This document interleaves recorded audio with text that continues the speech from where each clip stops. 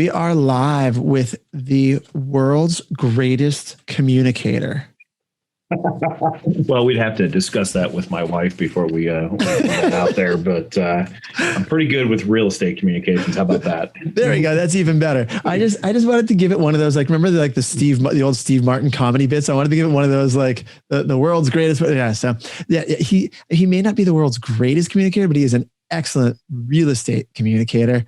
Has studied NLP, neuro-linguistic programming. This is my good friend, Brian Curtis. What's up, Brian? Not much, Jesse. I really appreciate you having me on. I love doing these things. It's always fun to, hang out with some other real estate professionals and people who are doing things at a very high level. That's how we get better. So I appreciate you having me on.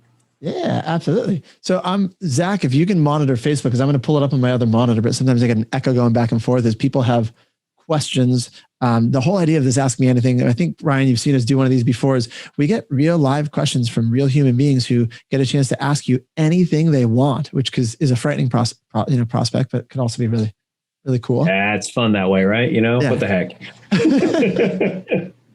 All right, cool. So Zach, let us know if we have people starting to watch on the Facebook feed. I'll pull it up on my other monitor.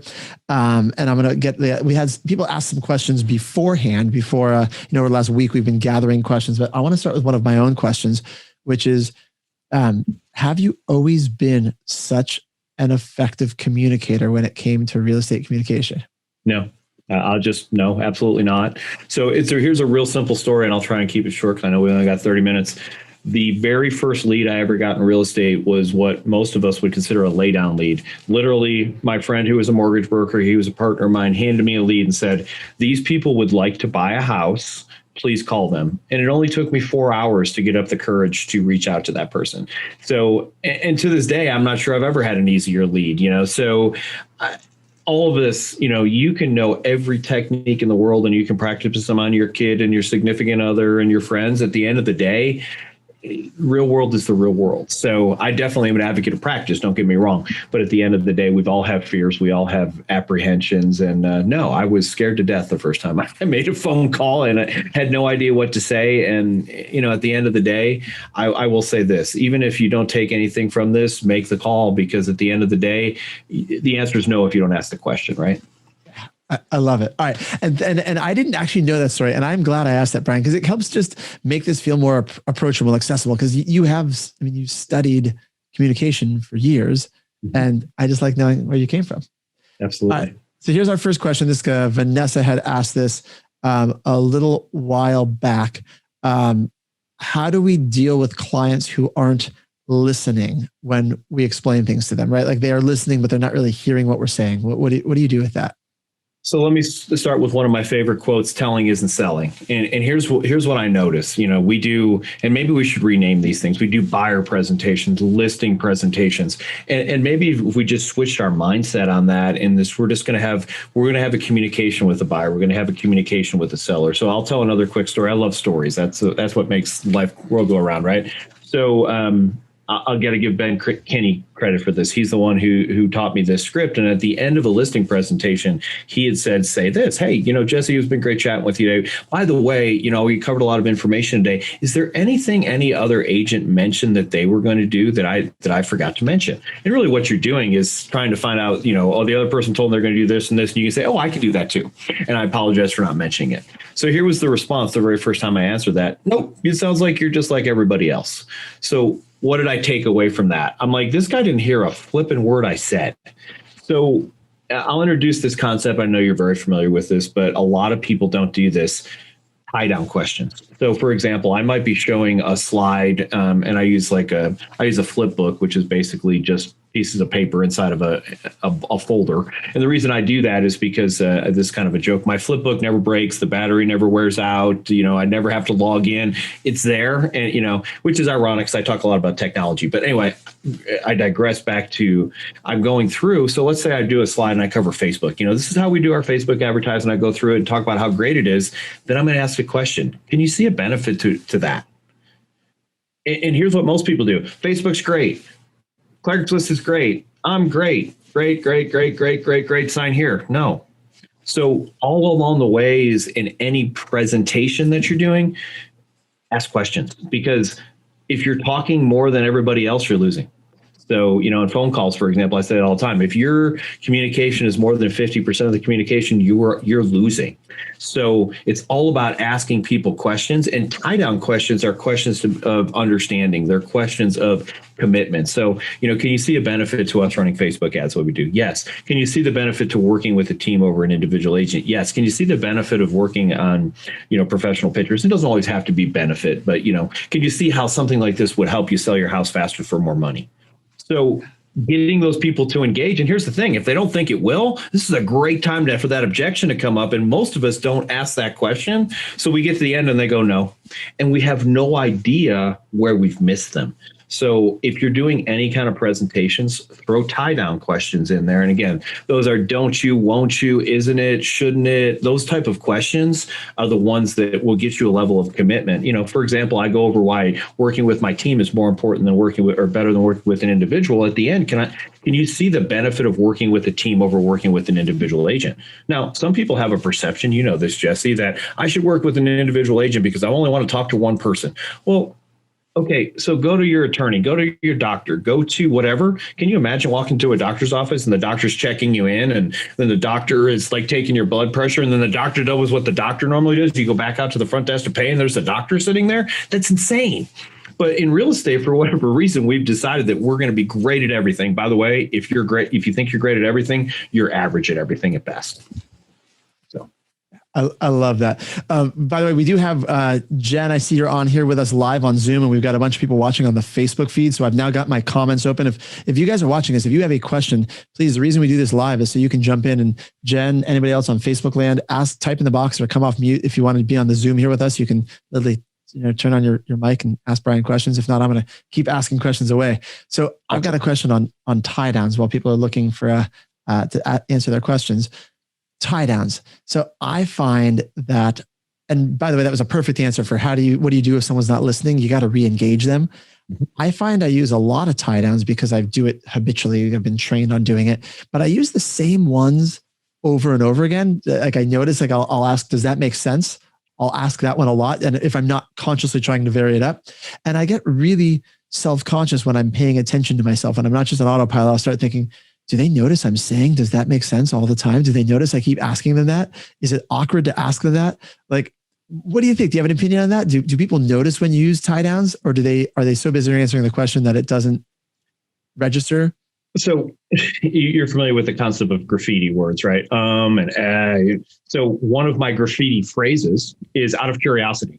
Now, if you meet with me and we're doing something, you are going to see probably, hey, Brian, you're going to see probably that I said out of curiosity 5 or 6 times and you didn't catch it. Now, someone who's really paying attention to this type of stuff, but who is? People like me and you do that, but that's because this is our passion and our love and all these things we do.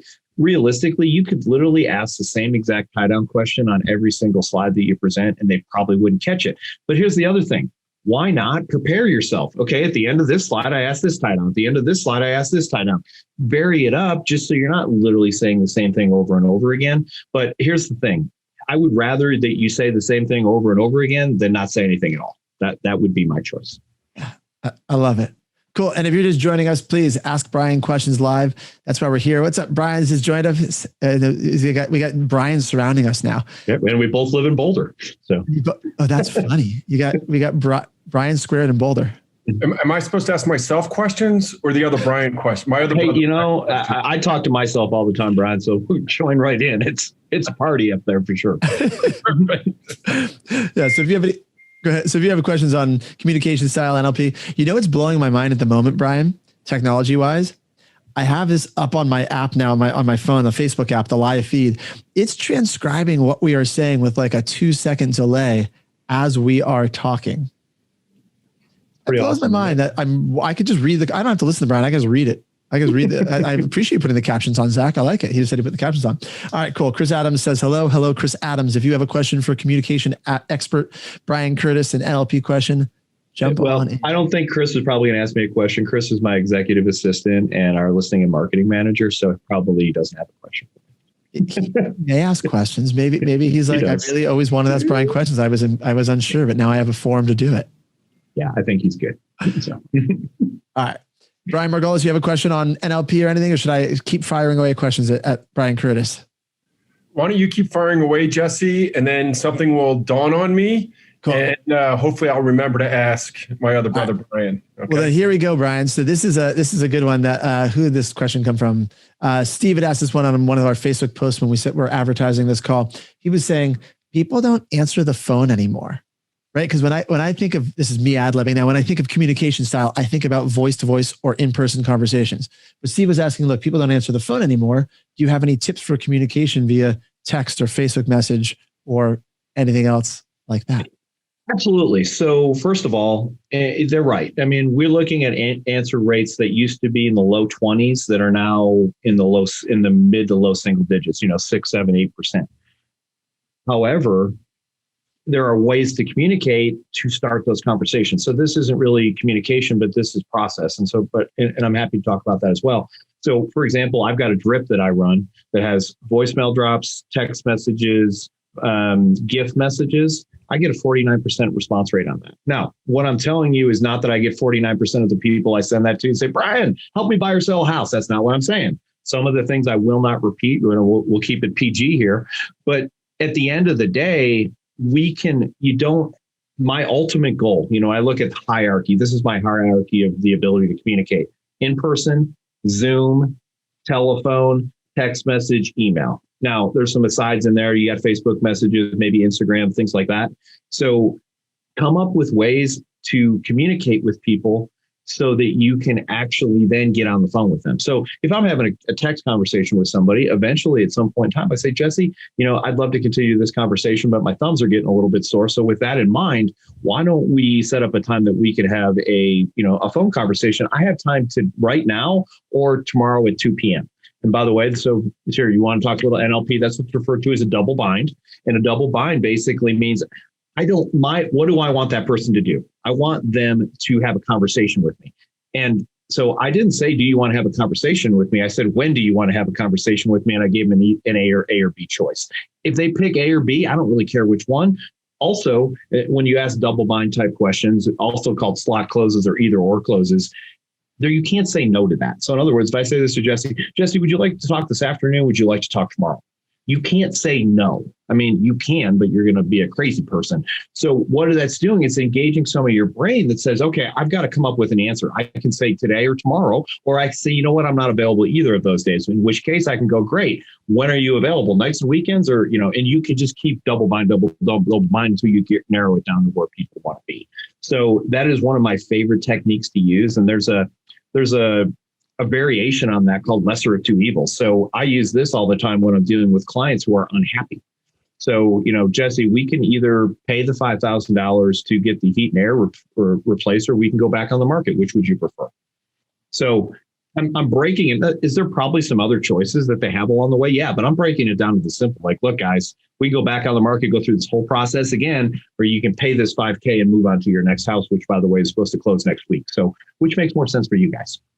And so it's just that lesser of two evils. So either I put the house back on the market or I buy the new AC unit. So that is a very powerful thing. And I'd like to throw this out for every agent who's out there. Stop getting emotionally vested with your clients. Not because it's bad to get close to people, because somebody in the transaction needs to be thinking logically and not emotionally.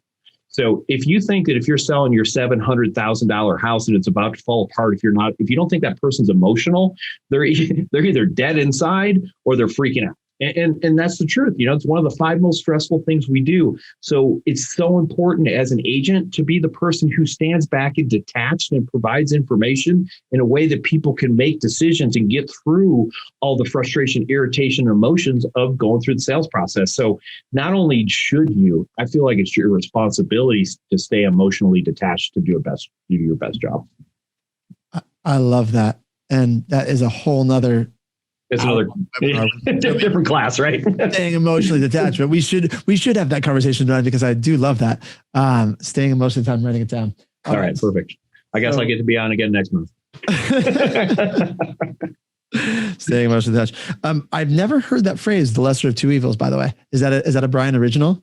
No, no. I actually, full disclosure, let me shout that out. Joe Rico was the person who reframed that for me. And again, it's just a double bind. It's just a very specific version of a double bind. But I like that version of a double bind. I mean, I'm a nerd like you when it comes to communication stuff. So I like, oh, that's a good. I mean, I love it. All right, let's see here. Jen said, "Yes, please add the class you needed. How to take the emotions out." All right, we will. We can dive into that in this one too. We got time. We got nothing Absolutely. else. Wherever we want to go. Craig, welcome. Brian, you come up with a question, Brian M. Yes, yes. Thank you for not using my initials, Jesse, and putting me back in sixth grade in the corner. So, but anyways, for the other Brian, is when you have a question when it is a choice and your clients are highly emotionally charged, which we all know clients are, and you use that double negative and it's a choice that you know that they're not going to like. How do you use NLP to soften the blow, to make it so it's they have to eat their vegetables no matter what because it's good for them? All right. So maybe if you'll play along with me, Brian, if you'll tolerate this, I'm going to do a thing that's called pacing and lead. It's called verbal pacing and leading. So this may or may not work, but it might be fun if you're willing to play along with me. So I'm just going to ask you 5 questions and just answer the questions. It's simple. There's no trick here. There's nothing going on. So what's the 3-letter word for police officer? Cop. Okay. What's the opposite of bottom? Up. Or top. Top. Okay. What's the 3-letter word for soda? Pop. Okay. If I was going to clean my kitchen floor, what would I use? A mop. Okay. What do I do at a green light? Go. Okay. So 8 out of 10 people I ask that question to say stop. Oh, well, yeah, because it rhymes. Yeah. Because so the mind works in patterns, and I could see you took a long time. You're like, I'm going to think about it. I'm going to get it right. And God bless you. That's okay too. We'll talk about what that means about your personality later. It's not a bad thing. But most people will say pop, mop, stop, stop. Oh crap. I just said stop at a green light. And I'm not exaggerating. 8 out of 10 people say stop. Every once in a while I do this and it doesn't work, but 8 out of 10 people do. So here's what we want to do with somebody. It's called pacing and leading. A pace is something that's true. There's 2 types of pace, universal. But a pace is something is true. The sky is blue, the grass is green. Now, those don't have a ton of value when you're having a conversation, but it's something that is true. So, but let's say instead with this, you've got a client who's, I'll just make some stuff up about them. They need to get moved by the end of the month.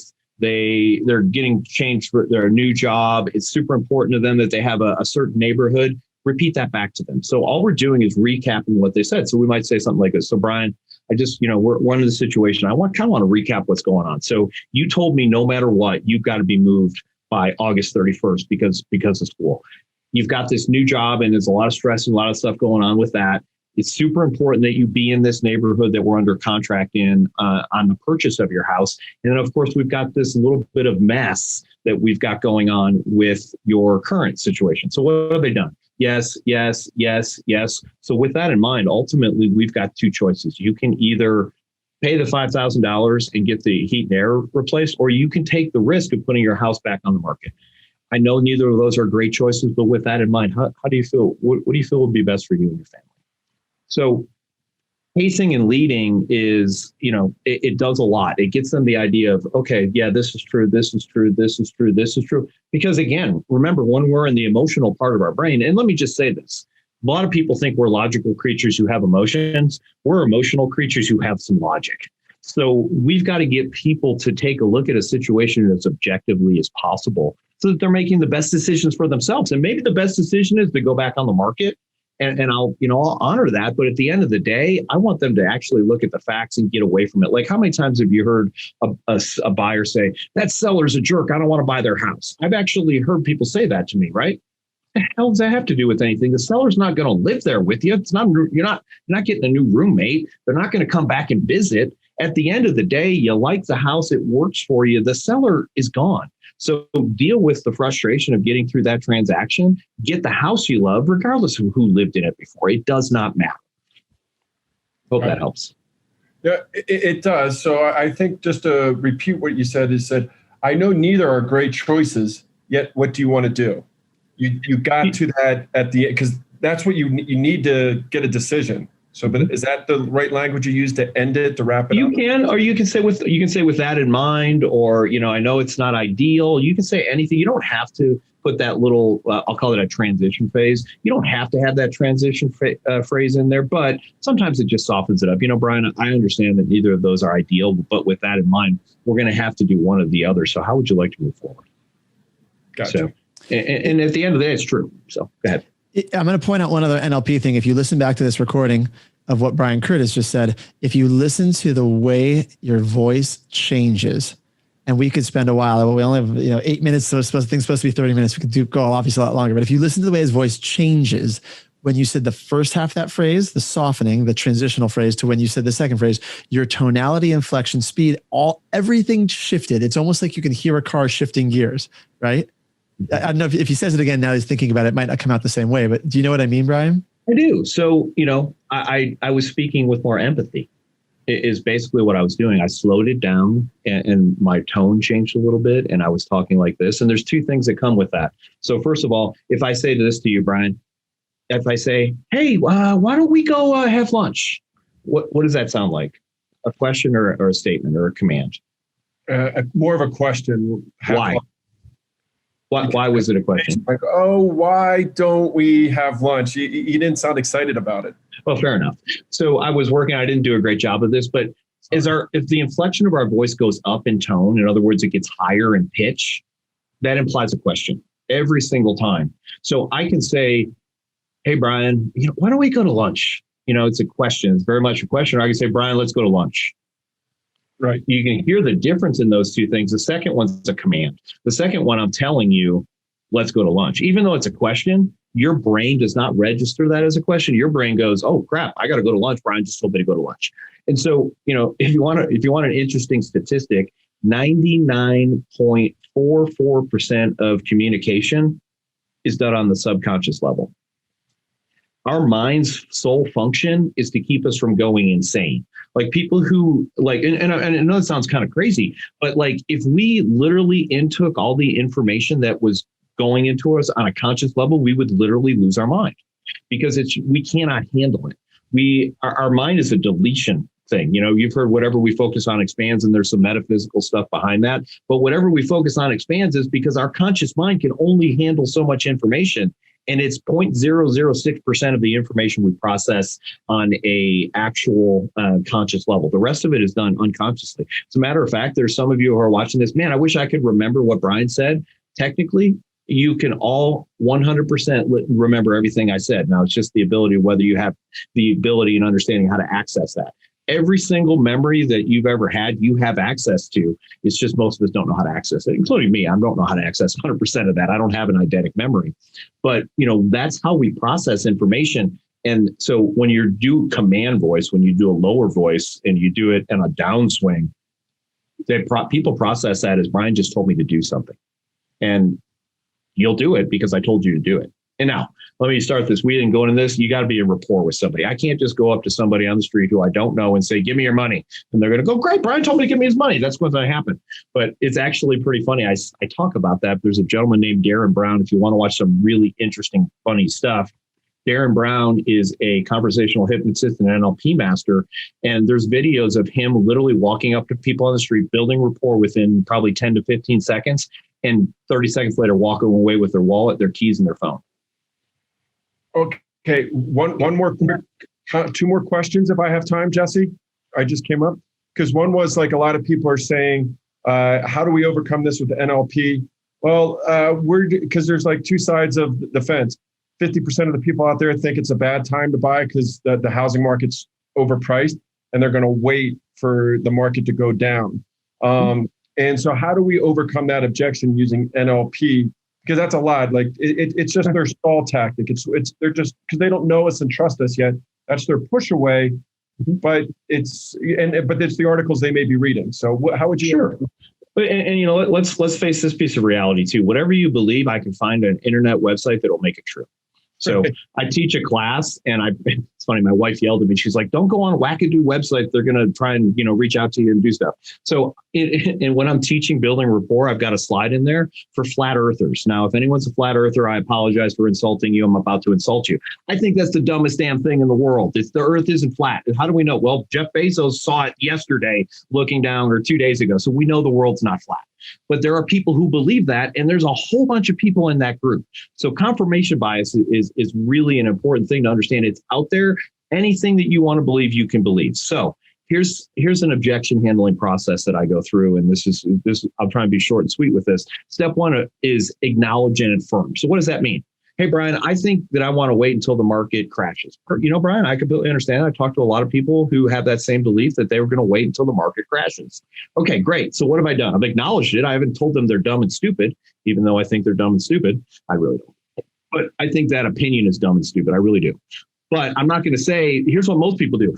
Hey, Brian, I'm going to wait till the market crashes. Let me tell you why that's dumb. They don't say those words. But again, communication is not just the words that come out of your mouth. So acknowledge and affirm it. A lot of people I talk to have the same opinion about the market is going to crash and there'll be a better time to do. Now, let me ask you this. What makes you believe? Now, so step two is I'm going to isolate the objection. What makes you believe that the market is going to crash? Because here's what people do all the time. They close the wrong objection. So maybe I think the market's going to crash because there's going to be a whole bunch of foreclosures just like 2008. Well, now we can talk about what's different in 2021 than is different in 2008. Or some people believe, well, the market always goes down. And guess what? That's not true either. But again, if they believe it, and I'm talking about 2008, they're like, Brian, what the hell does that have to do with 2008? So step two is isolate the objection. Ask them that. And then here's another great question. So for you, what's the benefit of waiting? Well, the benefit of waiting is that, I'm going to buy this house for 10% less. Okay, great. And that is possible. Eventually the market will have a crash. I don't know when that's going to be, but what makes you think it happens right now? Well, blah, blah, blah. They can go through. There's all these people who haven't paid their mortgage and all that stuff is true. But here's what's different now in 2021, 2008. If you bought a house anytime, probably 12 months or back, you've got equity. Why? Because the market has gone up so much. Why did it crash in 2008? I'm negative cash flowing. I've got $0 in this house. I don't need it. So, but you have to figure out where they're at before we close the objection, if that makes sense. And, same thing. Here's another example. Hey, Brian, I don't want to be in a bidding war. What's most people's handle of that? Don't worry, I won't let you overpay for the house is basically their objection handler, right? That was not the reason I didn't want to be in a bidding war. I didn't want to be in a bidding war because it makes me really nervous and uncomfortable. Okay. So, we've got to step two, always isolate that objection. And then there's a million different objection handlers you can use, but I don't have time to go through all those, but I might just something like this. So if I could find you a house that was a good deal and you could have the best interest rate of your life, would you consider even going and taking it home? Might be something I would do. So remember this, and I think this is true for everybody. I bought a TV back in 2017, and I went to Best Buy no less than 30 times before I bought that television. Every time I went to that Best Buy, though, I went and looked at that television. So here's my point. Getting people in a house, and I don't care how you get them in the house, might get them excited about being in a house, and this ridiculous objection of I'm going to wait for the market to crash might go away. So, Brian, I completely understand. With that in mind, why don't we just go take a look at 3 or 4 houses? We'll show you how that would look. And potentially, there might be something out there that works for you that right now, and you don't have to go and throw all your money away on rent. With that in mind, I have time available both on Thursday and Saturday. Or either of those make any sense to you? Or, hey, by the way, why don't we just go do some window shopping? I love that term, by the way. Everyone likes to go window shopping, right? Hey, I'm just going to do some window shopping. And, you may not find anything you like, but worst case scenario, I'll get information about what you're looking for. And when I'm out showing other houses, I'll go, hey, this house is a house that might work for Brian, and I'll give you a call. How's that sound? I've got time available on Saturday and Sunday. Which day works better for you?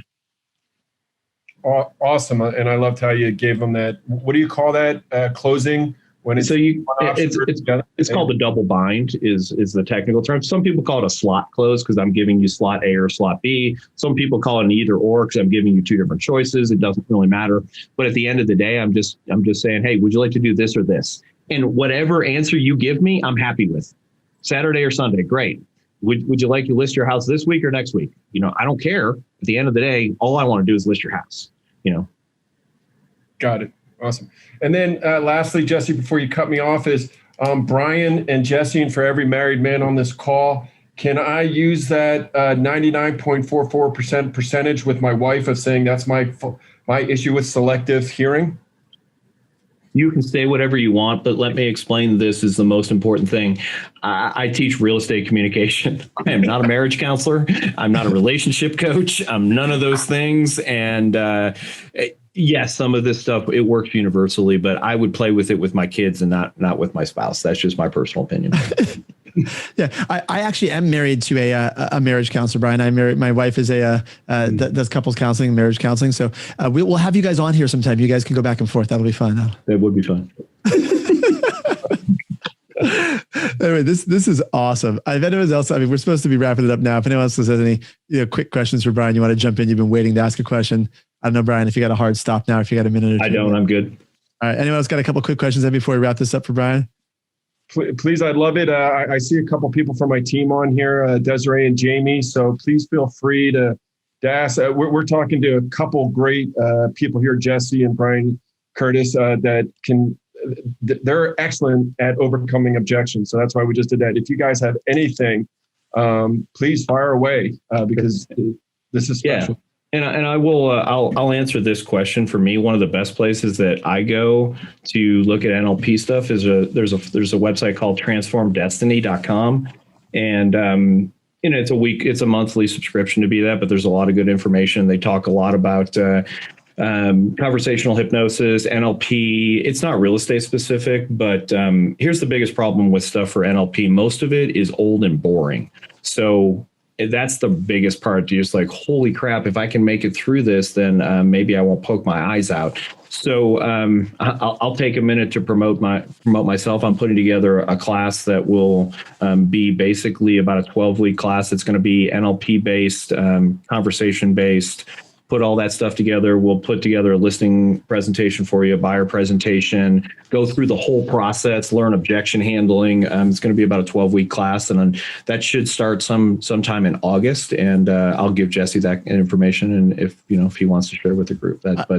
I do want to share because I was going to promote it for you because I studied this stuff 10, 15 years ago, and people always ask me what's a good book on NLP. There is no good book that I know of. Right. And so I having a live dynamic course is the way I learned it and the best way to learn it. So I'm thrilled you're doing that class, Brian.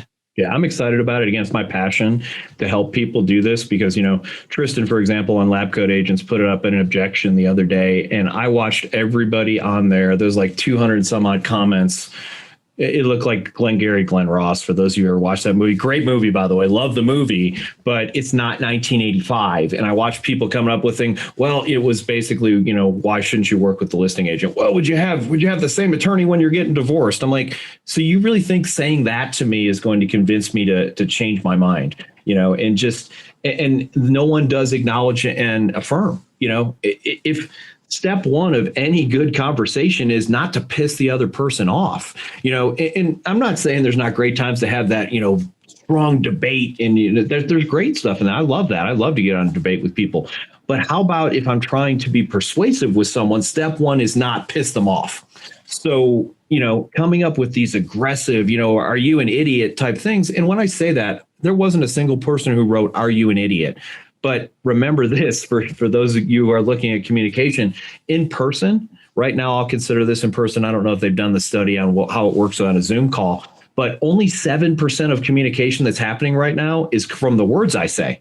So there's so much underlying that's happening in that. There's so much communication that happens non-verbally that it's crazy, which is why, going back to the course that we'll teach, step one is how to build rapport. And I'll argue, and I'll just a little teaser here, 99% of the people I know build rapport the wrong way, and it takes them too long to build that rapport. And that's why they lose so many clients on the front end, because they think they're in rapport with somebody because they say, oh, you like pizza? I like pizza. That's not rapport. Everybody likes pizza. You like music? I like music. That's not rapport. Everybody likes music. So coming up with these ridiculously things that everybody likes and saying that you're in rapport with somebody, it's not. And it's interesting when you're truly in rapport with somebody, they don't even have to like you. And I know that's the concept. Rapport isn't friendship. Rapport isn't that. Rapport is about you accept me as part of your tribe and I accept you as part of our tribe. And because of that, we have a flow that happens between us and everything is easier, which is why, going back to Darren Brown, he can literally have people hand him their wallet. He bought a $4,500 ring, and I saw the video, with blank pieces of paper. So that's a pretty high level of rapport, and there's some other things that go into that. But, and again, I'm not advocating for stealing money from anybody or wallets and keys or anything like that. That's not the point, but it's a demonstration of how much communication is happening on a subconscious level, and we're not even aware of it. So we can edit this together, Brian, and make you sound so good talking. So Brian's teaching us how to steal wallets. I get no. There's that commercial. Have you seen that commercial where it's for a cell phone company, and like the lady says, "This isn't a costume party. Don't dress up like that." And the phone breaks up, and she hears, "It's a costume party," and the lady shows up looking like a crazy person. And yes, so yeah, you could probably edit me out of context. No, we will not edit you out of context. This was brilliant. There was such good. I mean, really, in a 30-minute period, there is so much good information.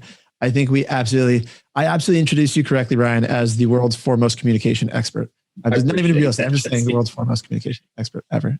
That's it. Awesome. Well, I'll just take that. I don't know if it's true, but I'll take it. So thank you for being here. Everybody, Brian, Desiree, Jamie, Craig, everybody watching on Facebook. It's good to see you guys.